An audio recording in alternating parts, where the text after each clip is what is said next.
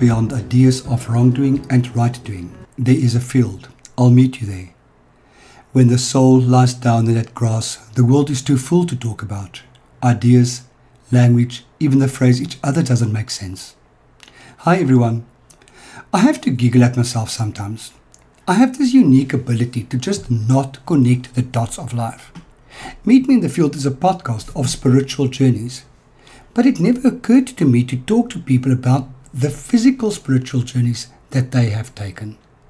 I'm very grateful for Jaco to have brought this to my attention when he introduced me to a YouTube video of the Camino de Santiago. I am even more grateful for Dave for agreeing to share his experience of the Camino de Santiago with us. This Camino consists of various walking routes to Santiago de Compostela, which is the town where the body of St. James is. Dave did both the Camino Frances, which is the northern Spanish route, as well as the Portuguese way, which is the Portuguese route. Dave and I not only discuss the spiritual aspect of these journeys, but he also shares some great practical tips with us. This podcast is supported by the first layer, the 12-step workbook on working through the 12 steps in any addiction in 21 sessions. There's also a 24-day step coaching and counseling program available based on the first layer. For more information in this regard, go to www.freddy.org.za and click through from the notices at the right of the homepage. Sit back and enjoy. Good morning, Dave. How are you doing? Good, thanks, Freddie. Good morning.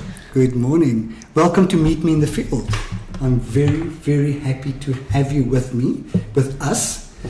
And what a beautiful day this is. And what a beautiful spot you've got. Good to see you, Freddie. He just sits there and shakes his head. Okay, I must remind you, we don't have a camera going, so this is audio. Okay. Dave, the reason why I asked you to come and talk to us for Meet Me in the Field is Meet Me in the Field is a podcast about spiritual journeys. Yeah. My husband walked up to me the other day and he said to me, I must watch this video about the Camino. And I don't know why he went into it.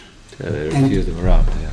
And anyway, so I went onto YouTube and watched it, and then he said, but you read the book on this, didn't you? And I said to him, yes. He said, why? I said, because Dave did it. So why did you talk to Dave? I said, that's, if there's ever a spiritual journey, this is it. So that's how it came to me asking you to come and talk to me. So you did two of them, the Portuguese one and the Spanish one, am I correct? Yes, I suppose the Camino in itself was originally meant to be a walk from, or a pilgrimage from your doorstep to the grave of St. James, Jesus' brother, one of the disciples. What's actually happened now is that what people do is they more fly or start at a certain point from which there are these choreographed walks, and there are now many of them. You can choreographed walks are more heavily signposted walks. Okay, I saw the sign. Yeah, I saw the sign. I can't remember what it looks like. So it's they're yellow arrows. They call it the flesh amarillo, as they say in Spanish. And basically, as you're walking the Camino, if you haven't seen one of those for 500 meters, you've probably lost the path. So at every turn where there should be any chance of you going, not knowing which way to go, you look for a yellow arrow, which is often on a signpost, on a wall, on the floor, and they become sort of this comforting symbol that you're on the right track every time you see them. And who maintains them? Who makes sure that there is their organization? So I think the answer to that is I don't know. I assume that the countries actually maintain them. The local municipalities seem, and certain areas are better signposted than others. But I think that the countries themselves, mainly Spain, but also Portugal, the Portuguese one we did, really support this. I mean, it's a fantastic advert for their country. It's really good for society and for people to go and do it. So you see, and on each route, there are always many options, and I think that's where you probably find the less signposted routes. Like you'll start off one day and it'll say the book you have will say after 2 kilometers, there's the scenic option through the woods, which will take you 1.3 kilometers longer. There's an option along the truck route, which we don't recommend. And then there's one through the village. Okay. And then the one through the woods would probably be less well signposted. Okay. What made you decide to do that? Because I met you, about 8 years ago. And it was soon after that you did it, if I remember correctly. So what made me decide to do it is I was going through changes in my life. I'd been dealing with some difficult childhood issues. You were too young for midlife, so I don't know that I was too young for midlife. I think it may very well have been the middle passage. We're early developers. I think I was midlife arrived early I as was well. 38 or 40. I was 40 when I met you, so it was definitely ready for midlife. Maybe it was a midlife crisis, whatever it was a change. It took you on a wonderful journey. So. And as a part of that journey, I did quite a few things which I thought would give me better insight into myself, or were just outside of my comfort zone. Yeah, and I was working on myself, doing therapy, and at that time I also did the Mankind Project and I remember that. the Landmark Forum. But what really drew me to the Camino was the idea of, I suppose, a pilgrimage, and I mean that in not the heavy sense of the word and trying to suffer, but more some sense of a journey which has a destination, although we may not know what it is, and that really has a process to it. And I think being a pilgrimage, it also is not easy. So maybe there is an element of suffering, an element so of an element of definition. Would a pilgrimage, as a definition, have there needs to be a form of suffering associated with it? This is now possibly a philosophical discussion, and that's okay. I think a pilgrimage, maybe suffering is a strong word, but definitely has an element of commitment, an element of change. And challenge, I suppose. And of challenge. I like the word challenge more. I think that often there is an element of suffering in the in all change and in all challenge. And I think that to go and walk the Camino and think I'm not going to suffer at all is maybe to be very optimistic. Okay. Now, the Spanish one you did starts in France. So the most popular Spanish route is called the Camino Frances, and begins on the border of France, where Napoleon invaded France. Okay. At Saint-Jean-Pied-de-Port. So that's the first stage. There are, I think, another 3 Caminos which walk through France and connect with that starting point. But the most popular one, yes, walks from France to Santiago. Did you start there? No. Where did you start? So what I did is the first time I did it said I had 12 days to walk. So I started, I think I may have had 2 weeks for 12 days walking. So I said, well, I'm going to set myself how far I think I can walk in 12 days. Okay. Because the whole Camino is 40 days. It's 800 kilometers in 40 days. When I say days, there is a seminal book by John Brierley who sets out the days as he thinks best. Okay. And that's walking between 20 and 35 kilometers a day, but usually stopping in the most beautiful towns. I actually thought I was going to start in Astorga and took a bus there, but was keen and then decided when I arrived in Astorga that I wanted to walk one extra day. So I went to the bus stop, went from the bus stop, took the bus and started going towards Leon, Leon, which was the stop before. And it was quite a strange experience because I was sitting on the bus, and after going 20 kilometers on the bus, I suddenly realized every kilometer that the bus was going away, I had to walk back the next day. So I quickly looked in my guide, and it said the next stop was called Saint Martin de Camino. And so I saw that there was a hostel there, so I just got off there, and so that was where I started my Camino. Okay. What I saw on the YouTube video was that the accommodation in the hostels looked quite rough. Is that the case? Do you have the option to stay in more upmarket accommodation? Is the whole idea to kind of rough it, because this is part of the challenge?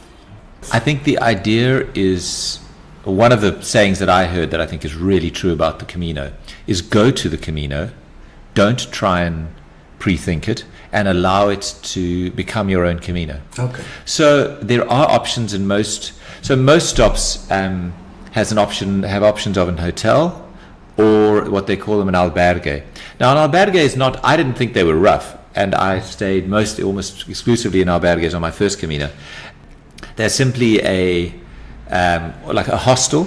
They have bunk beds, but the bunk beds are cleaned and made. You have your own sleeping bag, and you have a nice bed, a single bed to sleep in. You then are traveling with a light pack or a pack, and you leave your pack next to the bed. Then you meet with all of the other walkers, but you don't have your own room. There are communal showers, and they don't have kitchens. You'll go out and eat in the beautiful little Spanish villages, which I didn't think was a hardship at all. Lovely. Local food. I mean, because the path is so well trodden, they have many different restaurants. Okay. But in all the stops, the local restaurants will display boards with menu pellegrinos. So effectively, they have pilgrims menus. Oh, okay, cool. Specifically tailored, which usually have a starter or a salad, a main course with meat, and then a dessert and half a bottle of red wine for sort of €9 or €10. So they're cheap. You may get a hangover from the red wine. It's not high quality red wine at all. But I don't have a problem with wine. So at least I would have that, and I don't eat meat anymore, so that's also... Well, nor do I eat the meat. But I think what was interesting is that every night I would go out with fellow pilgrims. And you did this on your own? I didn't go with a friend? So the first time I did it on my own, and I think the majority of people are doing it on their own, okay, or close to, and I would really recommend it. Because if you don't, it's a very different experience if you don't do it by yourself. Because if you're doing the Camino by yourself, you wake up when you wake up, you wash your face and clean your teeth, and you literally put your pack on your back and you walk. Yeah. And you have the freedom to stop walking when you want to stop walking. And there are literally some people walking 10 kilometers a day and some people walking 50 kilometers a day. And I like that experience. I like the idea that I come to a town and I feel the town is beautiful and I'm a bit tired. Maybe I have lunch and I decide to stay here. It's a very free and present way of walking the Camino. Oh, it sounds lovely. It sounds so awesome. I have this romantic picture in my head. Was it difficult? So, yes. My experience of it, the first piece of advice that I would give is don't go with new shoes. So Tell me you didn't. No, I did not go. Good. I'm very glad to hear that. Have some shoes that are... it's like running the Comrades with a new pair of tackies. Yeah. Have some shoes that you've walked or run in for a few months, and you buy good socks and put Vaseline on your feet each day. And then I had my pack ready a few weeks before and tried sort of 5 days a week to walk 10Ks or something like that. And that really helped. Okay. But nonetheless, when I started walking, the first day was so exciting, just so excited to be there, is great, and I didn't feel tired. The second day, the same. But the third, fourth, and fifth days, my body was really getting used to walking 25 or 30 kilometers a day with a pack. So I got tired, and I think many people got tired. Towards the end, my leg got sore just from walking. I think one day I walked 35 kilometers on a hot day. I was walking so I walked the last 5 days with my mother on the first Camino. Okay. And so I was getting to the point where she was. And from then, so my leg was sore, and then I was taking Voltaren and walking, and so that was difficult. And I think I got tired. Okay. So what I'm hearing is that be prepared for difficulty in terms of the route that you take, physical challenges, and mentally, is it a mental challenge as well? Probably the mental journey is obviously the interesting one. Physically, it's only the challenge that you make it. And I suppose that's the interesting part. As I wake up in the morning and everybody else is on John Brierley's book, it says I should walk 30 kilometers today. And if it happens to be 35 degrees, how am I going to react to that? After 10 kilometers or 15 kilometers, there is a little town with an albergue that I can stop in. Cool.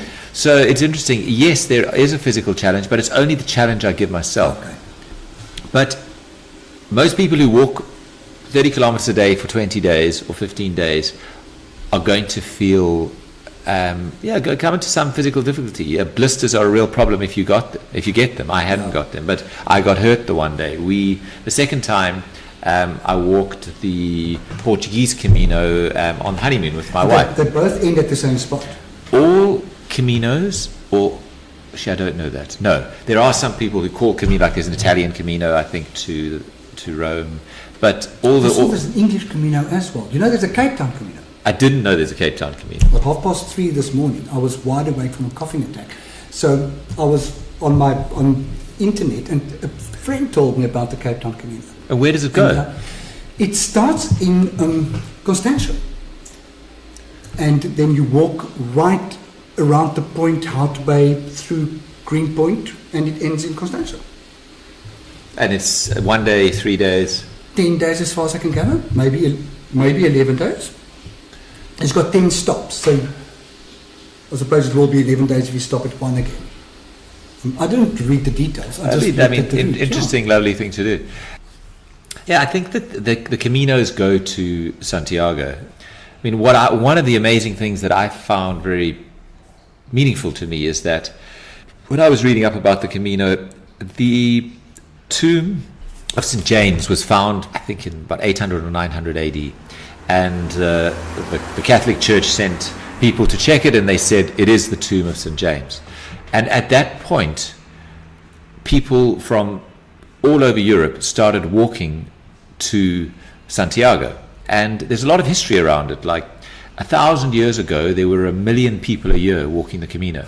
And if you think how small the populations were then, and it really gave me a sense of this pilgrimage that has been going on for 1,000 years, and that the stones, you can see the stones are worn, and that the stones that have been worn in the little old hospitals that you walk past, or the little churches, have been there for for so long. Not all of them 1,000 years, obviously, but and that also has gave a sense of meaning to me. And there are many small things on the Camino that are almost set up to be a part of a spiritual journey. Like in most of those little churches, you get a Camino passport, which is effectively a folder with quite a few pages in it. And in order to get your Camino certificate, which funnily enough in Spain people give in with their job applications, and it's seen as something to have done, in order to get your Camino certificate, they look in your Camino passport. And every place you stay each night stamps has a pretty little stamp in your Camino certificate. And then all of these little churches, you can stop, and it's cool, and these beautiful ornate churches. Mm-hmm. You can stop and have your lunch sitting in the shade next to one of them, and you go inside, and there's often a priest there who will then stamp your book so are you stopped at this church? I have this vision in my head of this quiet church, and the post office. So this big quiet church, stamp guy. Does it do it quietly? Well, sometimes they just leave the stamp there, and you've got to stamp yourself. But what's more interesting is like this beautiful, pristine, quiet church, and then these sort of very sweaty hikers have been walking for 4 hours, 4 hours or 10 days with like faded shirts, walking in and sitting down with their packs. That does happen quite a lot. So, did you have a sense of spirit or spirituality before you did this, or was this all kind of new for you, starting with your journey that started before the Camino? I was definitely in a place of searching for spirituality, or questioning, or trying to walk down a spiritual path. And I think the Camino was definitely a part of my path. And one of the things that I did before the Camino is to get a sense of what change or what I wanted to find, and what energy I wanted to feel, and what transformation or spiritual journey I wished to go on.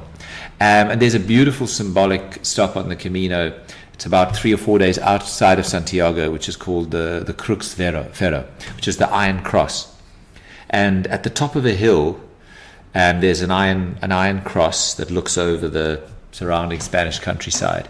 And the tradition is that you bring a stone or something from your house, and then you also bring a photograph and these of your personal belongings, which symbolize things that you would like to change or let go of. Okay. So there's this beautiful sense of, while I was walking the Camino, I have this piece of baggage, and I can also think about it, and I did, about what I was going to let go. And then I stayed at a little albergue, maybe a kilometer short of that, which was on the hill, and then got up before sunrise and sort of walked up quickly to get to the Iron Cross at sunrise. And it is beautiful. You sort of walk, and there's a mound of stones, maybe 3 meters high. I actually saw that on the YouTube video, yeah. And then, I mean, it was very moving. There are photographs of children who I would assume have died, and then photographs of obviously people that have been lost, and then there's just pile of stones. And it's a really emotional sense of what people are letting go of, and of a spiritual journey. The first time, as I started the Camino at San Martin de Camino, I walked in, got my Camino passport stamped, and paid I think it was €8 to get my bunk, and they were serving a pilgrim's menu. So I asked for a pilgrim's menu and sat down, and there was a guy at the table, and I started chatting to him, and he was a French aeronautics engineer, and his daughter had died when she was 3, and ever since then, in his summer holiday, he walked the Camino. Oh my word! And he would do it. And I think that, I mean, he was walking. Goosebumps. And he was walking much faster than I was. He'd walked, I think he said 50 kilometers that day. He did a shorter day the next day, because I saw him at the next stop. So he obviously, but then I didn't see him again, and he was obviously walking faster. But it was the sense, and those are the kinds of experiences that I had of people who had, really dealt with something and were walking to let go. Something that I have a problem with is the balance between, I can imagine it must be really interesting to meet a lot of other people and to talk to people about their journeys. Why are they there? What are they getting out of being there? But the counter argument to that is that it will be my journey. I would like to feel a sense of solitude, of individual spiritual connection with myself. Did you find the other people a problem? Did you find it exciting? What did you picture before the time, and how was it? If you understand my question. Yes, so I do understand your question. There's a different interaction between people on the Camino, because it's a spiritual journey, and everybody understands that different people are on different paths. So there's a nice saying that everybody says, which is Bon Camino, have a good Camino. And people use it a lot. Like, I would walk 10 kilometers with somebody and then stop and have a coffee, and if I felt it was time for me to walk on by myself, I would just say, I'm going to, actually, I would just say Bon Camino, wave and you walk. And I never felt any judgment around walking together. What ended up happening is that, another saying that I heard about the Camino is, as I am in my world at home, I will create that on the Camino. And I found that really interesting, because sometimes I believe that there's an element of chance in the way my world is, but on the Camino, I then created a similar world. I created a group of friends who I found really interesting, and I ended up walking mainly with them. So I think but I walked at different times with only one of them.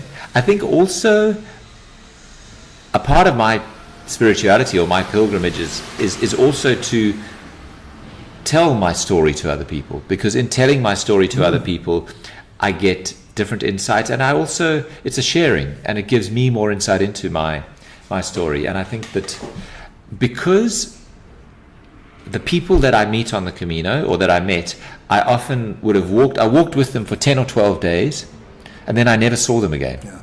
And people know that, and I knew that there was a good chance I would never see them again. So the the fear of sharing is far less. Yeah. I can share everything with you, and then it's a safe environment, and I will probably never see you again, and vice versa.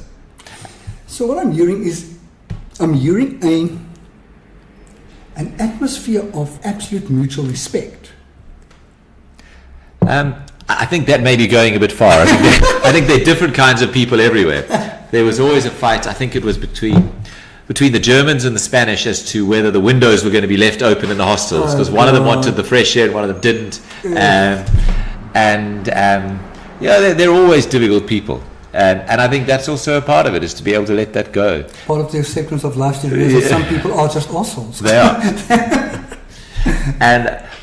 So I think that there's just a wide range of different people walking. But I was able to, I found the people that I chose to speak to, were really interesting to me. And I think that was the group. Because my fear is that I'll defocus on the people and not on the journey. If you understand what I'm trying to say, is that the one irritating American woman will become kind of my major obsession, instead of connecting with why I'm there. I suppose I never found that to be the case, because the one irritating person, I just didn't see them. Okay. You can plan your day to not see them. This is what I'm... Well, most people you don't see, because obviously I start walking, maybe they're on the Spanish Camino towards the end, they're more, but maybe you see somebody 300 meters in front of you or 100 meters in front of you, and that will be on average what you see. Or maybe there'll be nobody in front of you and you'll be walking with one person, or with where you will see the people is then you'll arrive in the next town. And I was starting early and walking quite fast, so I would get there usually early, and then you go to the albergue you want to, and then so you'll stop, you'll wash your clothes, because you've only got 2 sets of clothes, put them out to dry, and have a shower, and then walk out into the little Spanish town and have lunch if you haven't had lunch yet, or just go and explore the little Spanish town, maybe have a sleep in the afternoon. But in the albergues you'll see the same people over and over again.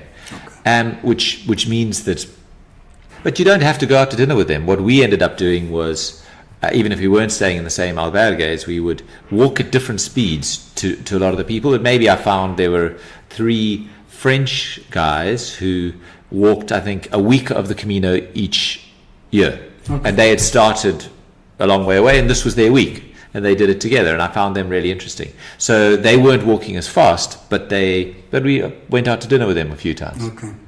Okay. So, what did you find on the Camino? What meaning did you bring home with you, if any? I think that what I personally found on the Camino was, I think I let go of.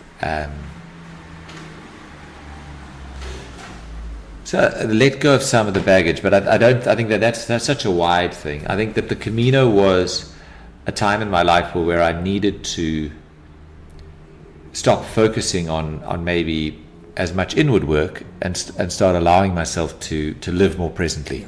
So there was almost and I wouldn't look back and say that's exactly when it happened, but I think that there was a slight change in the way that I engage with the world. And I think that whenever I think of both the Caminos that I've done, there's such a sense of just joy and lightness that... I love your smile when you say that. And I think another thing that happens on the Camino is walking for me is meditative, and for many people.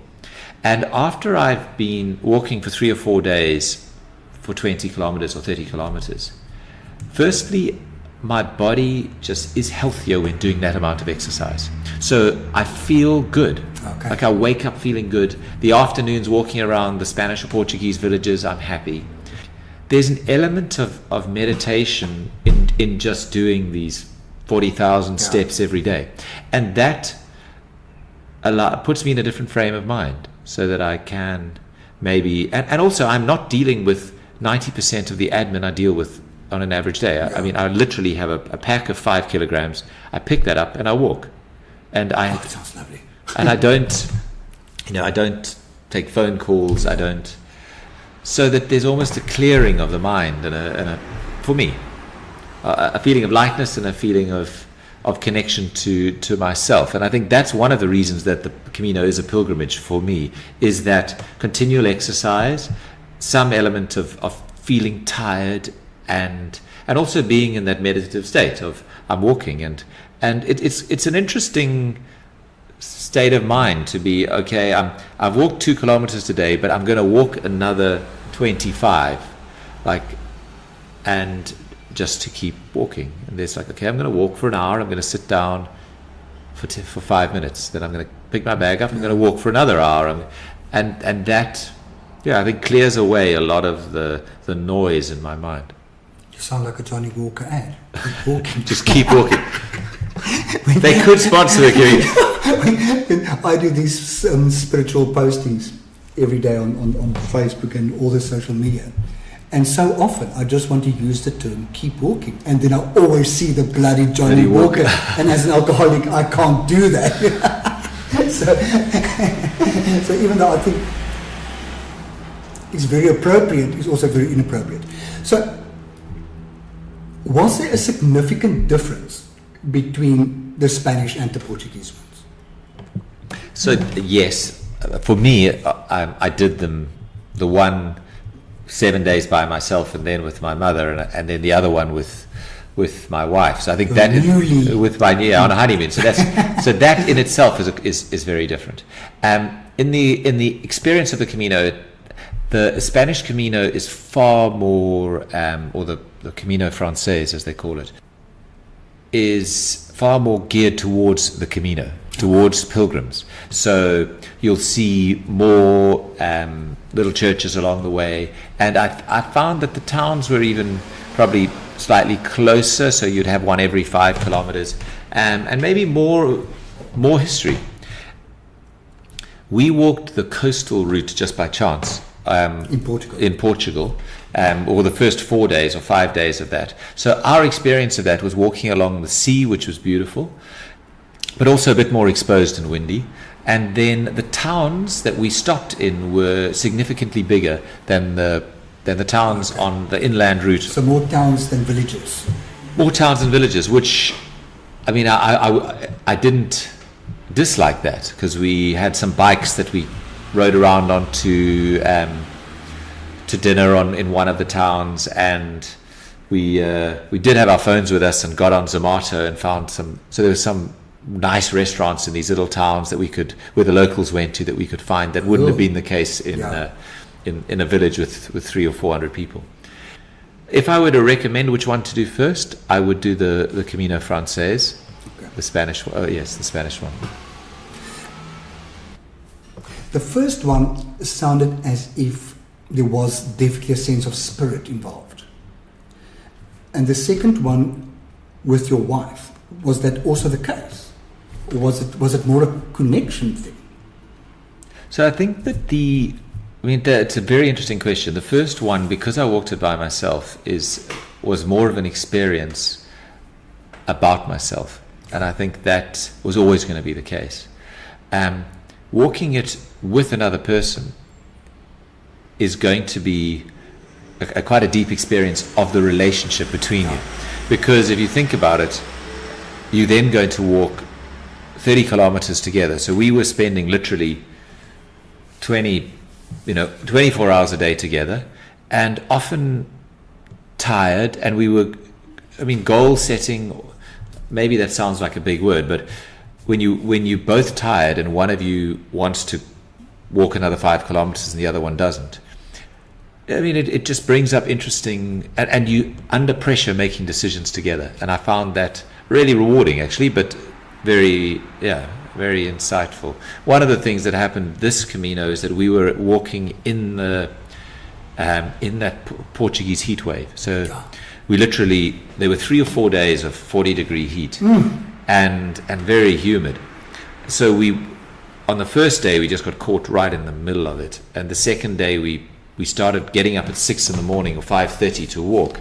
But even so, we weren't walking that fast. We were only finishing at about 2 o'clock. From 11:30 to 2, we were walking in 38 degrees and more. And I think that was really dealing with an unpleasant, difficult situation, how to work together to get to the place we were going, and I suppose also just understanding the other person's how they deal with that. I grew up in Durban, so I battle to deal with cold more than Kirsten does, but she was battling more with the heat. And I think that to be able to say, no, we're not going to walk tomorrow, or this is how we're going to deal with it. Yeah, so I think those were interesting situations, and sometimes really trying. There was one situation where Kirsten changed her mind about 4 times about where we were going the next day. Maybe I shouldn't be sharing that. Got a mind will change type of thing. So, yeah. Did you discover new things about yourself and about your wife on this Camino? Yes. About our relationship and about my wife. And you're still married, so you didn't come back and file for divorce immediately? No, we survived it. Awesome. Is there anything else that I haven't asked that you would like to tell me about the Camino and what it meant to you, or about the experience, or anything? I think that one of the things is very practical, is if you do decide to do it, take as little as you can, down to breaking your toothbrush in half. Good God. So literally travel. We left, my backpack weighs 1.7 kilograms, and the backpack by itself, okay. and full weighed 4.7. So I took three. So when I left, my total luggage on the plane was 4.7 kilograms, and that makes a huge difference. And I think it's an interest not only in the fact that carrying weight is difficult, but also I think it's even more fun. I have so little. There is nothing to worry about from a material perspective. And it proves, I think part of my spiritual journey was in life to show me how little material things I need. Yes. There's a crap load that I want, but ultimately what I need is very, very little. And it sounds as if that was your experience as well. On the Camino, you proved to yourself that you can get along with very, very little, and it's okay. And it's so enjoyable. I think another part of the Camino is that everybody has little, and you cannot tell the difference between the people who have a lot at home and who don't, because you basically have 2 t-shirts and 2 pairs of walking pants and 1 old pair of shoes. Everybody. Fabulous. So people are just walking. I think that... It sounds like a humbling experience. I suppose a humbling experience would almost entail not wanting it to be as it is. I think that I would experience it more as a freeing experience. Okay. Everybody is like this. Do it. Cool. The one part, I suppose, another thing that I would say is don't overthink it. Just go and do it. Exactly as that saying says. Yeah. Don't just go and do it, and allow it to happen, and then to really treasure and be open to the experiences along the way. It sounds like a life lesson. Like if you're feeling really hot and we swim in the streams, take a swimming costume or skinny dip, and swim in the streams. I mean, if there's a scenic route you want to do, go and do it, and don't worry about where you are going to. I think that, and the lightness of that experience, I can't explain in words, but the lightness of waking up and saying, I'm going to walk today, I'm going to get somewhere further, and I'm going to see what happens, and I'm going to probably meet some interesting people. I'm probably going to drink some good coffee. Fabulous. And what I'm hearing as well is, because you're walking and you're traveling shorter distances per day, you possibly see places that you would never do if you go to Portugal as a tourist, for instance, or to go to Spain as a tourist, as a kind of traveler, if you understand the difference between... So I have a completely different and deeper understanding of the countries for having done the Caminos, because the people that I meet are, the people hanging out there washing and sitting on the side of the road with their dog, in small towns that I would never have visited otherwise. I mean, the first day it took us 3 hours to get outside of the outskirts of Porto, and that was it.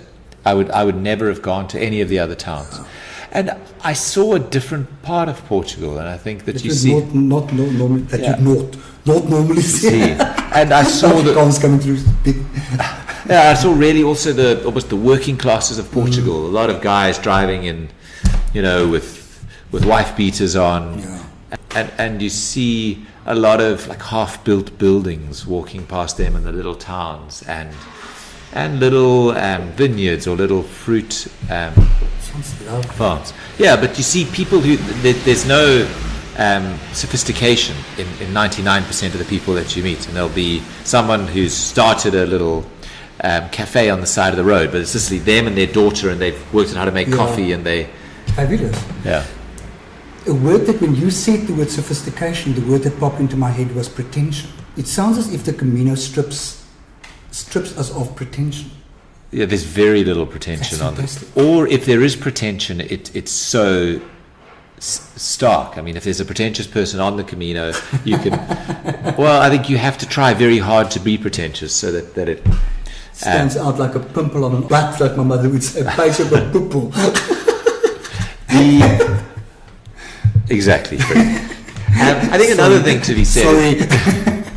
Another thing to be said about the Camino is that it's a very simple holiday, and it's the easiest and can be a very inexpensive holiday, because effectively all I have to do is get a plane ticket to Madrid, and then literally outside of the Madrid airport I got a bus, and in 3 hours I was there. Yeah. And then if I'm staying in albergues, they are very cheap, and I was just buying some food at supermarkets and getting water, at the stops. Yeah. So it can be a very light imprint, easily done, and low admin holiday. So I've never been to Portugal, but I think I've been to every country in Europe. Other than Portugal? So would you recommend, for somebody like me who's not been to Portugal and who would actually like to have a spiritual experience, would you say, Freddie, go and do it? Yes. And also not with a lot of money? Yes, not with a lot of money. I would say go and do it. If I were going to Portugal, we found that the cheapest flights were to Lisbon, and Lisbon is a beautiful, vibrant city. At the moment, it's just such an amazing, glowing, booming city. A lot of people are going to Portugal at the moment. Well, and specifically Lisbon, because they had such a tough time in the financial crisis that they are now coming back, and there's lots of local design. The food is similarly priced to South Africa, if not a bit cheaper. So maybe in Lisbon the same as Cape Town, but as soon as you get outside of Lisbon, it's cheaper. So I would go. What we did, which I really enjoyed, was to fly to Lisbon and to stay one night or two in Lisbon. And I would, if you were going to only do that, I would actually fly to Lisbon, go straight, walk the Camino, and then take the train back to Lisbon and spend the night afterwards. Because if you want to buy a T-shirt, you can't buy it before you do the Camino. So if you want, then you can arrive back, and if you want to buy presents for anybody, you can do it then. Okay. So Lisbon was fantastic, and yes, Portugal is I think the Portuguese people are kind, and you get the sense of that they are a simple, kind people, and are not and are very welcoming.